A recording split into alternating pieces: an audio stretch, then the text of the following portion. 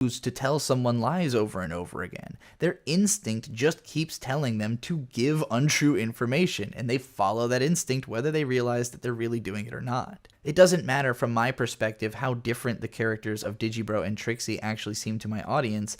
They are the result of how I am capable of communicating. All of that is my long-winded explanation to suggest that Mima seeing the ghost of her past self is not a sign of mental deterioration so much as it is a challenge being posed to herself about whether she really has the strength to accomplish her new supposed goals.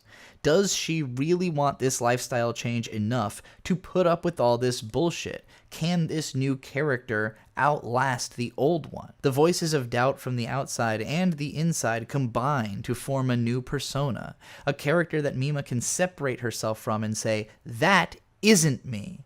That's a version of who I used to be, and I'm better than her now.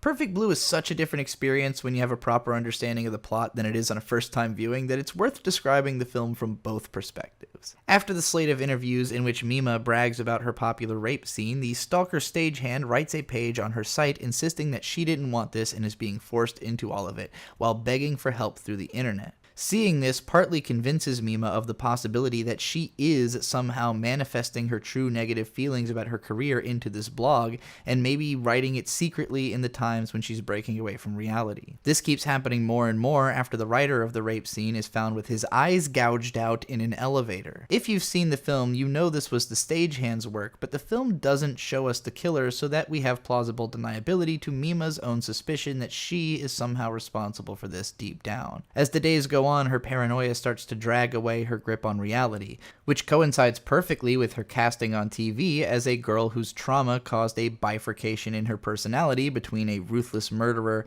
and a personality that thinks herself to be the sister whom she actually murdered. While I can't call Mima mentally healthy in this period of the film, and her paranoia seems to be sapping away at her liveliness, I also can't help feeling that this still is all somehow something she's doing on purpose at some subconscious level. Mima really is just that good an actress.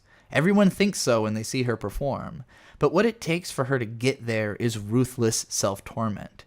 She allows the aspects of her own life which connect her to her character to inform her mentality, such that she becomes more and more like the character in every aspect of her everyday life. That's an especially scary place to be, too, when real people are really getting murdered by someone pretending to be you. Aside from having no recollection of killing anyone, how could you really convince yourself that you weren't responsible for this when it plays into your own psychosis so perfectly? Of course, knowing the story and that it's all really Rumi's doing, it starts